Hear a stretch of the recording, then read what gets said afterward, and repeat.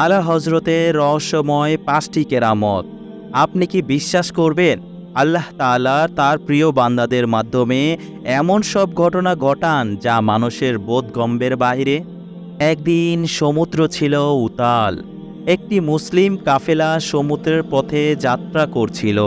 হঠাৎ ভয়াবহ ঝড়ে তারা দিক হারিয়ে ফেলল। দিন কেটে গেল, সপ্তাহ কেটে গেল, কোনো খবর নেই। তাদের পরিবারেরা কান্নাকাটি করতে করতে ছুটে এলেন আলা হজরতের কাছে। তিনি শান্ত কণ্ঠে বললেন, তারা এখন পশ্চিম দিকে, আর ৩ দিনের মধ্যেই পৌঁছে যাবে। ঠিক ৩ দিন পর অলৌকিকভাবে হারিয়ে যাওয়া জাহাজ বন্দরে এসে ভিড়ল। যাত্রীরা সবাই বলল, ঝড়ের মধ্যে আমরা দিক হারিয়ে ফেলেছিলাম, কিন্তু হঠাৎ যেন সব পরিষ্কার হয়ে গেল। কয়েক মাস পর আরেকটি বিস্ময়কর ঘটনা ঘটল। একদিন একজন ভক্ত বহু বছর ধরে দৃষ্টিহীন ছিলেন। তার পরিবার তাকে আলা হজরতের কাছে নিয়ে এলো। আলা হজরত ওযু করলেন, পানি দিলেন এবং বললেন, এটা দিয়ে চোখ ধুয়ে দাও। পানি দেওয়ার সাথে সাথেই সেই মানুষ চিৎকার করে উঠলেন এবং বললেন, আমি দেখতে পাচ্ছি, আমি দেখতে পাচ্ছি, আমি দেখতে পাচ্ছি। চারপাশের মানুষ আল্লাহু আকবার, আল্লাহু আকবার ধ্বনিতে মসজিদ কাঁপিয়ে দিল। আবার একদিন একটি পুরনো মসজিদে নামাজ চলছিল। হঠাৎ দেয়াল হেলে পড়তে শুরু করলো। মানুষের মধ্যে ভয়ঙ্কর আতঙ্ক ছড়িয়ে পড়ল।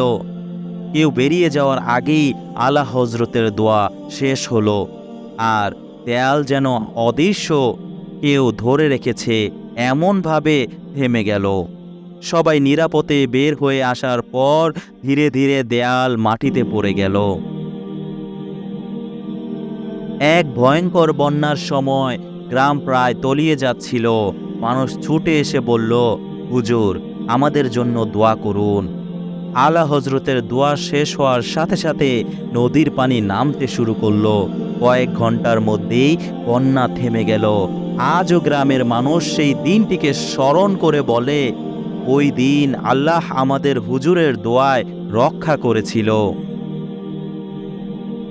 সবশেষে এক পরিবার বহু বছর ধরে অদ্ভুত ভয়, ছায়ামূর্তি আর অশান্তিতে ভুগছিলেন। আলা হজরতের কাছে গেলে তিনি কোরআনের আয়াত তেলাওয়াত করে পানি দিলেন। পানি ঘরে ছিটানোর সাথে সাথে সেই ভয়ঙ্কর ছায়া চিরতরে অদৃশ্য হয়ে গেল। পরিবারে শান্তি ফিরে এলো, আর তারা সারা জীবন আলা হজরতের জন্য দোয়া করে গেল। প্রিয় দর্শক, এই সব ঘটনা প্রমাণ করে আল্লাহর প্রিয় বান্দারা শুধু আল্লাহর প্রেমে মগ্ন নন, বরং আল্লাহর হুকুমে মানুষের জন্য রহমতের ছায়া হয়ে থাকেন। আলা হজরতের জীবন তাই এক চলমান মুজেজার খনি, যা শুনে আমাদের ঈমান দৃঢ় হয় এবং অন্তর নরম হয়ে যায়। ভিডিওটি ভালো লাগলে অবশ্যই চ্যানেলটি সাবস্ক্রাইব করতে ভুলবেন না। ভালো থাকবেন, সুস্থ থাকবেন। দেখা হচ্ছে আরেকটি ভিডিওতে। লাইক করুন, কমেন্টে লিখুন, আমিও আলা হজরতকে ভালোবাসি।